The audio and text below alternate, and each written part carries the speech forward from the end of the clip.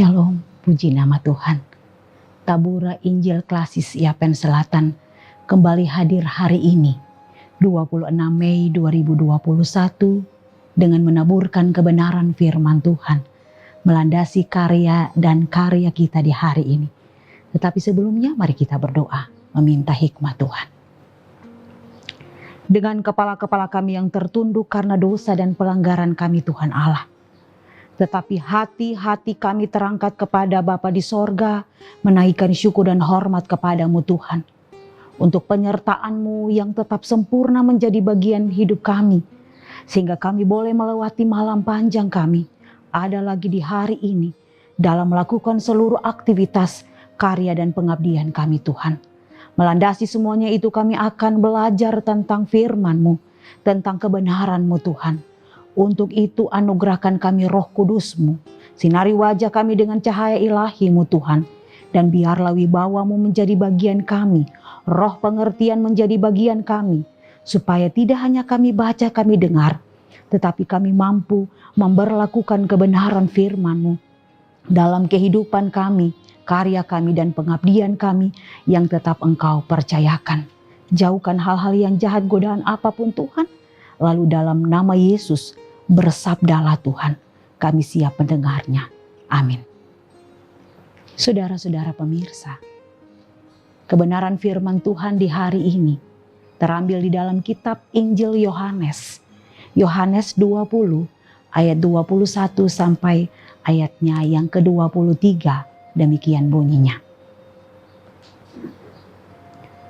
Maka kata Yesus sekali lagi, damai sejahtera bagi kamu, sama seperti Bapa mengutus aku, demikian juga sekarang aku mengutus kamu. Dan sesudah berkata demikian, ia mengembusi mereka dan berkata, terimalah Roh Kudus. Jikalau kamu mengampuni dosa orang, dosanya diampuni. Dan jikalau kamu menyatakan dosa orang tetap ada, dosanya tetap ada. Demikian firman dikatakan berbahagia saudara-saudara pemirsa dan saya yang sudah membaca, mendengar, dan mau melakukan dalam kehidupan dari hari lepas hari. Pemirsa yang Tuhan Yesus berkati, kebenaran firman Tuhan Injil Yohanes 20 ayat 21 sampai 23 dibawa tema untuk kita merenungkan kebenaran firman adalah damai sejahtera bagi kamu. Para murid-murid Yesus, mereka sedang ada dalam ketakutan pasca kematian, penderitaan, bahkan penyaliban guru mereka. Namun dalam situasi yang mereka alami, tiba-tiba Yesus hadir di tengah-tengah mereka dan berkata, damai sejahtera bagi kamu. Kehadiran Yesus membuat suasana berubah. Yang tadinya ada dalam ketakutan, kehadiran Yesus membuat sebuah harapan dan berita yang menguatkan mereka. Maka kata Yesus sekali lagi, damai sejahtera bagi kamu. Sama seperti Bapa mengutus aku, demikian juga aku mengutus kamu. Perkataan Yesus yang singkat ini, damai sejahtera bagi kamu. Ketika Yesus ada di tengah-tengah mereka, dengan Yesus memperlihatkan luka-luka Yesus, membuat perubahan besar yang terjadi bagi para murid. Sebab sebelumnya mereka ada dalam situasi yang ketakutan, kegelisahan, mengunci diri. Namun pada akhirnya mereka bersukacita dan mereka percaya. Kita ada dalam minggu-minggu merayakan hari pencurahan Roh Kudus. Yesus mencurahkan Roh Kudus kepada para murid sama seperti Yesus, Tuhan Allah, mengembusi nafas manusia pertama Adam. Bandingkan Kejadian 2 ayatnya yang ke-7. Damai sejahtera bagi kamu lebih kepada sebuah pengutusan atau misi pengampunan yang harus dilakukan oleh para murid dan juga kita, saudara-saudara dan saya. Kehadiran Yesus saat itu membuat suasana berubah. Ketakutan dan kegelisahan berubah menjadi sukacita dan damai. Setelah rasa takut diatasi, setelah suasana tegang dan suasana yang membuat mereka ada dalam ketakutan, kembali menjadi suasana penuh kehangatan karena Yesus yang bangkit. Maka sekarang sudah saatnya para murid diutus untuk memberitakan Injil Kerajaan Allah, Injil tentang keselamatan, dan Injil tentang pengampunan dosa.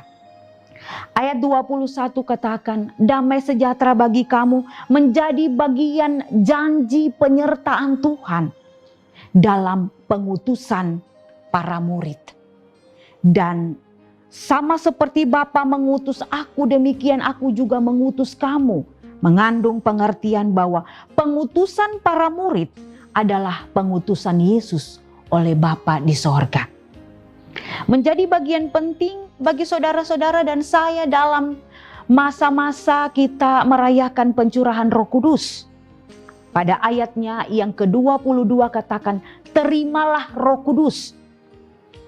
Para murid dalam melakukan tugas pengutusan dan pengampunan dosa, bahkan saudara-saudara dan juga saya, kita sebagai saksi dari semua yang telah Yesus kerjakan, kita membutuhkan Roh Kudus yang terus dan terus ada dalam kehidupan kita, memberikan kita kekuatan, menjadi penolong dan menjadi penghibur dalam seluruh keberadaan kehidupan kita.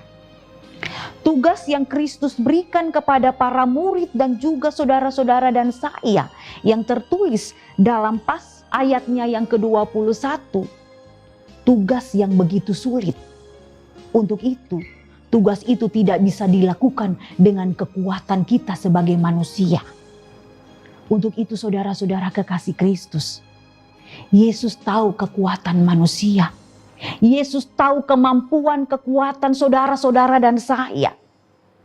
Untuk itu, Yesus menganugerahkan dengan cuma-cuma Roh Kudus yang terus dan terus mendiami hati kita, kehidupan kita, yang akan menjadi penolong untuk kita bisa berkarya dalam setiap panggilan pengutusan yang Tuhan percayakan kepada saudara-saudara dan saya.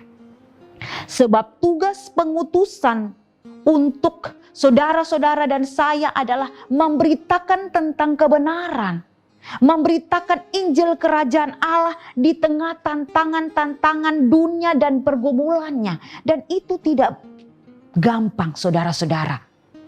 Pekerjaan yang sulit. Kita akan berhadapan dengan dunia ini. Bahkan orang-orang yang membenci kebenaran. Dipenuhi dengan Roh Kudus merupakan hal yang paling penting dalam sebuah tugas pengutusan. Bahkan hal yang paling penting ketika Roh Kudus mendiami kehidupan kita sebagai orang-orang yang percaya, yang sudah diselamatkan. Sebab Roh Kudus ada dalam kehidupan saudara-saudara dan saya, memberikan kita kuasa, janji Allah menyertai kita lewat kekuatan Roh Kudus dan kuasanya. Menjadikan apa yang tidak mungkin menjadi mungkin bagi saudara-saudara dan saya. Ayat 23 dia berkata, jikalau kamu mengampuni dosa orang, dosanya diampuni, dan jikalau kamu menyatakan dosa orang tetap ada, dosanya tetap ada. Mengandung pengertian bahwa pengampunan harus dilakukan berdasarkan iman. Jika seseorang dia menyatakan dan sebuah pengampunan yang sungguh-sungguh, berarti itu berasal dari iman. Sehingga dosanya diampuni. Namun jika seseorang hanya berkata pengampunan itu di bibir saja, berarti bukan dari iman. Maka dosa itu akan tetap ada. Ini juga bagian dari pengutusan. Kita sebagai yang dipercayakan adalah melakukan pengampunan dosa. Sama seperti yang Yesus amanatkan kepada para murid, itu juga terjadi bagi saudara-saudara dan saya. Sebagai para murid, sebagai saksi-saksi dari semua keteladanan Yesus, terutama pengampunan. Lepaskanlah pengampunan, maka berkat menjadi bagian saudara-saudara dan saya. Memang tidak mudah, tapi jika Roh Kudus mendiami hati saudara-saudara dan saya, sesulit apapun itu, kita akan mampu melakukan pengampunan itu. Karena Roh Kudus mampu meredahkan hati kita, amarah kita, jika itu terjadi dalam kehidupan saudara-saudara dan saya. Dan Roh Kudus juga melakukan semua pekerjaan yang tidak mampu kita lakukan sebagai manusia yang terbatas. Untuk itu jangan pernah menghujat Roh Kudus. Karena Roh Kudus dianugerahkan kepada saudara-saudara dan saya sebagai penolong yang terus menasehati untuk kita supaya mampu melakukan apa yang sesuai dengan kehendak Tuhan. Saudara-saudara kekasih Kristus, untuk itu mintalah tuntunan Roh Kudus dalam melakukan pengutusan, pekerjaan pelayanan yang Tuhan Allah percayakan kepada kita. Sebab kuasa Roh Kudus ada dalam diri kita. Kuasa Roh Kudus akan berkarya dalam hidup kita, karya kita, pengabdian kita, bahkan pengutusan yang Tuhan percayakan kepada saudara-saudara dan saya. Ingatlah saudara-saudaraku, bahwa pekerjaan Tuhan bukan pekerjaan manusia. Jika karena marah, jika karena perselisihan, jika karena iri hati, bahkan jika karena egois dan tidak mau melakukan pekerjaan pengutusan, pekerjaan Tuhan tidak stop sampai di situ. Tuhan Allah akan pakai orang-orang lain untuk melanjutkan pekerjaan pelayanannya. Dan pekerjaan Tuhan tidak bisa dilakukan dengan kekuatan kita sebagai manusia. Untuk itu Roh Kudus ada, memampukan kita dalam setiap karya-karya pengutusan kita yang Tuhan Allah percayakan untuk memberitakan Injil keselamatan dan Injil pengampunan dosa. Untuk itu saudara-saudara kekasih Kristus, jangan pernah takut. Janji Tuhan, damai sejahtera bagi kamu akan menjadi bagian kita jika Roh Kudus bertata dalam hati dan kehidupan kita. Untuk kita mampu melakukan semua tugas pengutusan yang Tuhan percayakan kepada kita sampai Tuhan Yesus datang kembali. Terpujilah Yesus Kristus dengan kebenaran firman. Amin. Mari kita berdoa. Kami mengucap syukur kepadamu Tuhan, untuk penyertaan-Mu yang tetap sempurna menjadi bagian kami. Roh Kudus sudah Engkau anugerahkan dalam kehidupan kami, menguatkan kami, menghibur kami, menasehati kami, membawa kami ke arah yang Tuhan Allah kehendaki untuk melakukan tugas tanggung jawab pengutusan, memberitakan Injil Kerajaan Allah dan Injil pengampunan dosa. Bapa, biarlah Roh-Mu bertahta dalam hati pikiran kami, untuk tetap memberkati kami lewat kebenaran firman Tuhan yang telah kami dengarkan bersama. Untuk kami mampu melakukan apa yang tetap Tuhan kehendaki dalam kehidupan kami. Terima kasih untuk semuanya itu Tuhan. Jangan pernah tinggalkan kami. Lalu biarlah kami tetap dikuatkan oleh Tuhan, dimampukan untuk melakukan tugas pengutusan yang Tuhan percayakan kepada kami masing-masing dalam setiap pengabdian-pengabdian kami. Jauhkan kami dari segala gangguan godaan apapun Tuhan. Tutup bungkus kami dengan darah Yesus, pagari bentengi kami dengan kuat kuasa Roh Kudus-Mu. Lalu jangan pernah tinggalkan kami Tuhan. Bertahta dalam kehidupan kami.